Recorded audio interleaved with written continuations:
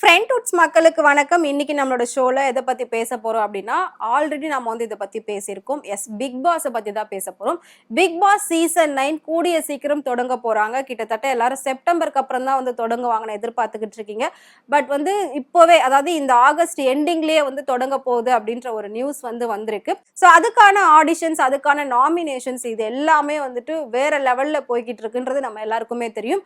Already நம்ம video போட்டிருக்கோம். அதுல யார் யாரெல்லாம் வரப்போறாங்க, யார் யாரெல்லாம் செலக்ட் ஆயிருக்காங்க, ஸோ பிக் பாஸ் எப்படி ஆரம்பிக்க போறாங்க, யார் ஆரம்பிக்க போறாங்க, யார் அதுல நடத்த போறாங்க, அந்த பிக் பாஸ் யாரு அப்படின்றது எல்லாத்தையும் நம்ம டீடைல் போட்டிருந்தோம். ஸோ இப்போ நாம எதை பத்தி பேச போறோம் அப்படின்னா, அதே பிக் பாஸை பத்தி தான் பேச போறோம். பிக் பாஸ்ல பாத்தீங்கன்னா மிகப்பெரிய ஒரு ஸ்கேம் நடக்குது அப்படின்ற ஒரு விஷயம் நமக்கு வந்திருக்கு.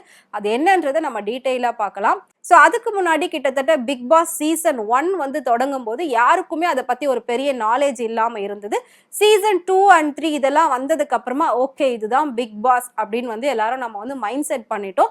அதுக்கப்புறம் ஒவ்வொரு வருஷமும் அந்த பிக் பாஸ் எப்போ ஸ்டார்ட் பண்ணுவாங்க அப்படின்னு சொல்லி அந்த 3 month நமக்கு டைம் பாசிங் மாதிரி இருக்கும். அவ்வளோ வெயிட் பண்ணி நம்ம எல்லாம் பார்த்து என்ஜாய் பண்ணுவோம். ஸோ நிறைய பேர் என்ன பண்ணாங்க அப்படின்னா, நம்மளும் பிக் பாஸ்குள்ள போகணும். ஏன் அப்படின்னா, பிக் பாஸ்குள்ள போயிட்டு வந்தோம் அப்படின்னா கண்டிப்பா உங்க லைஃப் ஸ்டைல் மாறுறதுக்கான வாய்ப்புகள் பல மடங்கு இருக்கு அப்படின்றத நாம பல பேரை பார்த்து தெரிஞ்சுக்கிட்டு இருந்திருப்போம். அந்த வகையில முக்கியமா பிக் பாஸ் சீசன் 1ல இருந்து 8 வரைக்கும் பாக்குறப்போ ரெண்டு பேருடைய லைஃப் ஸ்டைல் தான் பெரிய அளவுல மாறி இருக்கு. அதாவது மோர் சேஞ்சஸ் அப்படின்னு சொல்லுவாங்களா, அந்த மாதிரி 2 பேரோட லைஃப் ஸ்டைல் தான் உண்மையிலே பெரிய அளவுல மாறி இருக்கு அப்படின்னு சொல்லலாம். அவங்க யாரு அப்படின்னா, சீசன் 1ல கலந்துகிட்ட ஜூலியும் அதுக்கப்புறம் தாமரை, இவங்க தெருக்கூத்து டான்ஸ் ஆடிட்டு இருக்கிறவங்க. ஸோ அவங்களும் பாத்தீங்கன்னா பிக் பாஸ் வந்தாங்க. பிக் பாஸ் வந்ததுக்கு அப்புறமா இன்னைக்கு அவங்களோட லெவல் வேற மாதிரி இருக்கு அப்படின்றது நம்ம எல்லாருக்குமே தெரியும். ஸோ அந்த நிறுவனம் பல பேருடைய வாழ்க்கையை மாத்தி அமைச்சிருக்கு அப்படின்றது உண்மை. அதனால பார்க்கக்கூடிய மக்களும் என்ன நினைக்கிறாங்க அப்படின்னா, ஓகே நமக்கும் ஒரு வாய்ப்பு கிடைச்சா பிக் பாஸ்குள்ள போகலாம். ஸோ அதாவது ரொம்ப நார்மலா இருக்கிறவங்க நம்மள போக முடியாது. ஏதாவது ஒரு விதத்துல நம்ம ஏதாவது ஒண்ணு சாதிச்சிருக்கணும், ஏதாவது ஒண்ணு கிரியேட்டிவிட்டிவா பண்ணிருக்கணும், ஏதாவது ஒரு செலிபிரிட்டியா நாம இருந்திருக்கணும், இன்ஸ்டாலயோ யூடியூப்லயோ. ஸோ அந்த மாதிரி இருக்கிறவங்கள செலக்ட் பண்ணி பிக் பாஸ் அனுப்புறாங்க அப்படின்னு நம்ம எல்லாருக்குமே தெரியும். ஸோ ஒவ்வொரு சீசன்லயுமே பாத்தீங்கன்னா வெளியில இருந்து கம்பல்சரி ஒருத்தர் உள்ள இருப்பாங்க. ஸோ அப்படி இருக்கிற பட்சத்துல நிறைய பேர் இப்ப உள்ள போயிருந்தாங்க. அதுல முக்கியமா சொல்ல போகணும் அப்படின்னா, கோவிட் டைம்ல ரொம்பவே ஃபேமஸ் ஆன ஜிபி முத்து கூட உள்ள போயிருந்தாரு. அதுக்கப்புறம் குக் வித் கோமாளி அப்படிங்கிற ஒரு ஷோலையும் அவர் வந்திருந்தாரு. ஸோ அந்த அளவுக்கு நமக்கும் ஒரு வாய்ப்பு கிடைக்கும் அப்படின்னு சொல்லி நிறைய பெண்கள் இதுக்காக வெயிட் பண்ணிட்டு இருக்காங்க. ஸோ இந்த மாதிரி நேரத்துல தான் ஒரு குரூப் என்ன பண்றாங்க அப்படின்னா, அந்த மாதிரி பெண்களை குறி வச்சு ஸ்கேம் பண்ண ஆரம்பிக்கிறாங்க. கிட்டத்தட்ட உண்மையை சொல்லணும் அப்படின்னா, பிக் பாஸோட ஆடிஷன் அதோட சூசிங் எல்லாமே பாத்தீங்கன்னா ஜூலை ஃபர்ஸ்ட் வீக்கே க்ளோஸ் ஆயிடுச்சு. இப்போ பிக் பாஸ் ஸ்டார்ட் பண்றது மட்டும்தான் பேலன்ஸ். மற்றபடி இப்போ உங்களுக்கு ஏதாவது காலோ மெசேஜோ இன்ஸ்டாகிராம்ல ஏதாவது மெசேஜோ வந்தது அப்படின்னா அது 100% ஃபேக் அப்படின்றது தான் உண்மை. ஸோ அதனால பாத்தீங்கன்னா யாரும் இதுக்கப்புறம் பிக் பாஸ்ல இருந்து எனக்கு கால் வந்துச்சு, பிக் பாஸ்ல இருந்து எனக்கு மெசேஜ் வந்துச்சு அப்படின்னு சொல்லி அதுல யாரும் மேற்கொண்டு அதை பத்தி மூவ் பண்ணி போக வேண்டாம். ஏன் அப்படின்னா, ரீசெண்டா ஒரு நியூஸ் ரீடர் பேட்டி கொடுத்திருந்தாங்க ஒரு சேனல்ல. அவங்க என்ன சொல்லியிருக்காங்க அப்படின்னா, அவங்க இன்ஸ்டால ஒரு பெரிய இன்ஃப்ளூயன்சரா இருக்காங்க, அது மட்டும் இல்லாம மாடலாவும் இருக்காங்க. அதை தாண்டி பெரிய பெரிய சேனல் எல்லாம் பாத்தீங்கன்னா நியூஸ் ரீடராகவும் இருந்துட்டு இருக்காங்க. அவங்களுக்கு கிட்டத்தட்ட 6 month பிஃபோரே ஒரு கால், ஒரு மெசேஜ் வந்திருக்கு, நீங்க பிக் பாஸ்குள்ள போறதுக்கு இன்ட்ரெஸ்டடா இருக்கீங்களா அப்படின்னு சொல்லிட்டு. ஸோ அவங்களும் ஓகே நம்ம ஆல்ரெடி கொஞ்சம் ஃபேமஸா இருக்கிறதுனால நம்மள கூப்பிடுறாங்க போல இருக்கு அப்படின்னு நினைச்சிட்டு உடனே அதை பத்தி ப்ரொசீட் பண்ணிருக்காங்க. அவங்க என்னென்ன டீடைல் கேட்டாங்களோ அது எல்லாத்தையும் அனுப்ப ஆரம்பிச்சிருக்காங்க. அதுக்கப்புறம் தான் அவங்களுக்கு தெரிஞ்சிருக்கு அவ்வளோ ஒரு வல்கரா ஒவ்வொரு விஷயம் பேசுறாங்க. அதாவது பிக் பாஸ்ல எல்லாமே ஸ்கிரிப்டட் அப்படின்னு சொல்லி நம்மலாம் சொல்லுவோம். இன்னும் ஒரு சிலர் இல்ல அது உண்மையிலே யதார்த்தமா நடக்கிறது தான் அப்படின்னு சொல்லி எல்லாரும் நம்பி பாக்குறாங்க. ஆனா அவங்களுக்கு அந்த குரூப்ல இருந்து மெசேஜ் எப்படி போச்சு அப்படின்னு பாத்தீங்கன்னா, பிக் பாஸ்ல நாங்க என்ன சொல்றோமோ அதை தான் நீங்க செய்யணும், நாங்க யாரை லவ் பண்ண சொல்றோமோ நீங்க அவங்கள லவ் பண்ணணும், நாங்க யார் கூட சண்டை போட சொல்றோமோ அவங்க கூட நீங்க சண்டை போடணும், நாங்க என்ன பண்ண சொல்றோமோ அதை நீங்க பண்ணணும், உங்களை நாங்க எப்படி காட்டணும்னு நினைக்கிறோமோ வெளி உலகத்துக்கு அப்படிதான் நாங்க காட்டுவோம். இதெல்லாம் இதுல இருக்கக்கூடிய ரூல்ஸ் அண்ட் ரெகுலேஷன்ஸ் அப்படின்னு சொல்லியிருக்காங்க. அவங்களும் சரி ஓகே பார்க்கலாம், நம்ம நேர்ல போய் பார்க்கலாம் அப்படின்லாம் சொல்லி போயிருக்காங்க. அது மட்டும் இல்லாம இதே மாதிரி உங்களோட கேட்டகரியில கிட்டத்தட்ட நிறைய பேர் இருக்காங்க நாமினேஷன்ல. ஸோ உங்களுக்கு இந்த சீட் கன்ஃபார்மா வேணும் அப்படின்னு நினைச்சீங்கன்னா இவ்வளோ அமௌண்ட் எங்களுக்கு பே பண்ணுங்க அப்படின்னு சொல்லியிருக்காங்க. அவங்களும் வந்து நம்பி பே பண்ணியிருக்காங்க. ஆனா அதுக்கப்புறம் பாத்தீங்கன்னா அந்த நம்பர்ல இருந்து அந்த குரூப்ல இருந்து எந்த ஒரு சேட்டோ எந்த ஒரு காலுமே அவங்களுக்கு வரல. அதுக்கப்புறம் தான் அவங்க ரியலைஸ் பண்ணியிருக்காங்க இது முழுக்க முழுக்க ஃபேக்கா நடந்திருக்கு. ஸோ பிக் பாஸ் அப்படிங்கிறது எண்டமால் ஷைன் வந்து நடத்துறாங்க. அது நம்ம எல்லாருக்குமே தெரியும். டைரக்டா வந்து அந்த சேனல்ல இருக்கக்கூடிய பர்சன்ஸ் தான் வந்து கால் பண்ணுவாங்க. டைரக்டா தான் எல்லா விஷயம் ஆடிஷன் எல்லாமே நடக்கும்.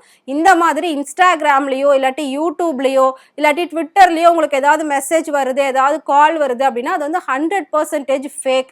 ஸோ அது மட்டும் இல்லாம இவங்க எல்லாருமே பாத்தீங்கன்னா கிட்டத்தட்ட ஓரளவுக்கு மைல்டான ஒரு செலிபிரிட்டிஸை குறி வச்சு பண்றாங்க. ஏன்னா கிட்டத்தட்ட ஒரு சின்ன செலிபிரிட்டியா இருக்கிறவங்களோட ஆசை என்னவா இருக்கும்னா பெரிய அளவுல செலிபிரிட்டியா மாறணும் அப்படின்னு நினைப்பாங்க. ஸோ அவங்க கிட்ட இந்த ஆஃபரை நாம கொடுத்தோம் அப்படின்னா கண்டிப்பா அவங்க யூஸ் பண்ணுவாங்க, நம்மளோட வலையில வந்து சிக்கிப்பாங்க அப்படின்றதுதான் அந்த குரூப்போட ஒரு மோட்டிவா இருந்திருக்கு. அப்படிதான் இவங்களையும் சிக்க வைக்கிறதுக்கு அவங்க ட்ரை பண்ணிருக்காங்க. ஸோ அதே மாதிரி அட்ஜஸ்ட்மெண்ட் அப்படிங்கிற மாதிரி விஷயமும் அந்த பிக் பாஸ்குள்ள இருக்கும், இது எல்லாமே இருக்கும் அப்படின்னு சொல்லி ஓப்பனாவே சொல்லியிருக்காங்க. அதுக்கப்புறம் தான் அவங்களுக்கு வந்து புரிஞ்சிருக்கு இது முழுக்க முழுக்க லேடிஸை குறி வச்சு அதாவது செலிபிரிட்டி ஆகணும்னு நினைக்கக்கூடிய பெண்களை குறி வச்சு பணம் பறிக்கிறது அவங்களோட வாழ்க்கையை சீரழிக்கிறது இந்த மாதிரி விஷயங்கள்ல ஈடுபட்டுக்கிட்டு இருக்காங்க. ஸோ பிக் பாஸ் அப்படிங்கிற பேர்ல வந்து கால் வந்தாலும் மெசேஜ் வந்தாலும் யாரும் நம்பாதீங்க. முக்கியமா இன்ஸ்டாகிராம்ல இருந்து எந்த மாதிரியான ஒரு அபிஷியல் அனௌன்ஸ்மெண்ட்டும் பிக் பாஸ்க்கு வரவே வராது. அதுதான் 100% உண்மை. ஸோ நீங்க வந்துட்டு பிக் பாஸ் பத்தி ஏதாவது இன்ஸ்டாகிராம்ல வருதுன்னு சொல்லி அதை உடனே நீங்க வந்து ப்ரொசீட் பண்ண ஆரம்பிக்காதீங்க, போய் உள்ள மாட்டிப்பீங்க. இதுல பல பெண்கள் வந்து மாட்டிக்கிறாங்க. கிட்டத்தட்ட அவங்க வந்து இன்டர்வியூ கொடுத்திருந்தாங்க. அவங்க ஒரு மீடியா பர்சன் தெரிஞ்சும் அந்த கும்பல் வந்து அவங்க கிட்ட இந்த மாதிரி பண்ணியிருக்காங்க அப்படின்னா அப்போ ஒரு நார்மலான பெண்களுக்கு இந்த மாதிரி ஆசை வார்த்தைகள் சொன்னா அவங்களோட நிலைமை என்னவாகும்? ஒண்ணு அவங்க ஏதாவது போட்டோஸ் கேட்டா இவங்க சென்ட் பண்ணிடுவாங்க. ஸோ இப்ப இருக்கக்கூடிய ஏஐ காலகட்டத்தில் அந்த போட்டோஸை வச்சு என்ன வேணாலும் பண்ணலாம், என்ன வேணாலும் பண்ணி அந்த பொண்ணை பிளாக்மெயில் பண்ணலாம், ஸோ பணம் புடுங்கலாம். இந்த மாதிரி நிறைய விஷயங்கள் வந்து நடந்துகிட்டு இருக்கு. ஏற்கனவே ஆன்லைன்ல நிறைய ஸ்கேம் நடக்குதுன்னு சொல்லி நம்ம பார்த்திருப்போம், நிறைய விழிப்புணர்வான வீடியோஸ்லாம் நம்ம போட்டிருக்கோம். அதே மாதிரி இன்ஸ்டாகிராம்ல நிறைய மார்க்கெட்டிங் நடக்குது, ஸோ யாரும் ஏமாறாதீங்க அப்படின்ற மாதிரி வீடியோஸும் நம்ம போட்டிருப்போம். அந்த வகையில பாத்தீங்கன்னா இதுவும் வந்துட்டு ஒரு விழிப்புணர்வு உள்ள ஒரு வீடியோ அப்படின்னே சொல்லலாம். ஸோ பிக் பாஸ் அது மட்டும் இல்லாம இந்த சீரியல்ல உங்களுக்கு வாய்ப்பு இருக்கு, இந்த படத்துல உங்களுக்கு வாய்ப்பு இருக்கு. ஸோ நீங்க நேர்ல வாங்க, உங்க போட்டோ அனுப்புங்க, அந்த மாதிரிலாம் வந்து யாராவது சொல்றாங்க அப்படின்னா அது 100% ஃபேக் அப்படின்னு வந்து அவங்க சொல்லியிருக்காங்க. ஸோ பிக் பாஸ் அப்படிங்கிற ஒரு பேரை வச்சு எந்த ஒரு பெண்களும் இதுக்கப்புறம் ஏமாறக்கூடாது அப்படின்றது தான் இந்த வீடியோட ஒரு மோட்டிவா இருக்கு. ஸோ இதுக்கப்புறம் யாராவது வந்து பிக் பாஸ்ல வரீங்களா அப்படின்னு சொல்லி உங்ககிட்ட கேட்டாலும் மெசேஜஸ் சேட் வந்தாலும் அது எல்லாத்தையும் வந்து அப்படியே அவாய்ட் பண்ணி பிளாக் பண்ணி ரிப்போர்ட் பண்ணிருங்க. ஸோ இது வந்துட்டு அந்த நிறுவனம் அபிஷியலாவே சொல்லியிருக்காங்க. ஸோ இதுக்கப்புறம் பெண்கள் யாரும் ஏமாறக்கூடாது அப்படின்றதுக்காக தான் இந்த மாதிரி ஒரு அபிஷியல் அனௌன்ஸ்மெண்ட் வந்து கொடுத்துருக்காங்க. ஸோ பிக் பாஸ்ன்ற பேரை வச்சு தயவு செஞ்சு உள்ள போயிடலான்ட்டு கனவு கோட்டை கட்டி அதுக்குள்ள போயிட்டு யாரும் மாட்டிக்காதீங்க. ஸோ பிக் பாஸ்குள்ள போறதுக்கான நிறைய வரைமுறைகள் இருக்கு, அதுக்குன்னு ஒரு நல்ல பிளாட்ஃபார்மும் இருக்கு. அதுக்குள்ள போனாதான் நம்மளால வந்து இன்னும் அடுத்தடுத்து போக முடியும். ஸோ இந்த மாதிரி ஒரு ஸ்கேம்ல போயிட்டு யாரும் மாட்டிக்காதீங்க. ஸோ ப்ளீஸ் வந்து இது வந்துட்டு ஒரு ரெக்வஸ்ட் அப்படின்னு நீங்க வந்து எடுத்துக்கலாம். ஏன்னா நிறைய பெண்கள் இதுல வந்து பாதிக்கப்பட்டிருக்கிறது இப்போ வந்து கண்டுபிடிச்சிக்கிட்டு இருக்காங்க. அந்த பிக் பாஸ் அப்ப எந்த அளவுக்கு மக்களோட மனசுல ஒரு பெரிய தாக்கத்தை ஏற்படுத்தியிருக்கு அப்படின்றதே நமக்கு இதுல இருந்து தெரியுது. ஸோ இதே மாதிரி உங்களுக்கு ஏதாவது ஃபேக் கால்ஸ் மெசேஜஸ் வந்துச்சு அப்படின்னா நீங்க வந்து தாராளமா உங்க நியர்பை இருக்கக்கூடிய ஸ்டேஷன்ல போயிட்டு கம்ப்ளைண்ட் ரைஸ் பண்ணி அதுல வந்து ஆக்ஷன் எடுக்க பாருங்க. அதை விட்டுட்டு தப்பான முடிவு ஏதாவது எடுக்கிறேன்னு சொல்லி இந்த மாதிரி நிறைய பெண்கள் எடுத்திருக்காங்க. நீங்களும் அந்த மாதிரி எடுத்துடக்கூடாது அப்படின்றதுக்காக தான் இந்த வீடியோவே. ஸோ பிக் பாஸை பத்தி நீங்க என்ன நினைக்கிறீங்க அப்படின்றத மறக்காம எங்களுக்கு கமெண்ட் பாக்ஸ்ல கமெண்ட் பண்ணுங்க. இதே மாதிரி நிறைய இன்ட்ரெஸ்டிங்கான அவேர்னஸ் வீடியோஸ் நீங்க தெரிஞ்சுக்கணும் அப்படின்னு நினைச்சீங்கன்னா மறக்காம ஃப்ரெண்ட் வுட் சேனலை ஃபாலோ பண்ணிக்கோங்க.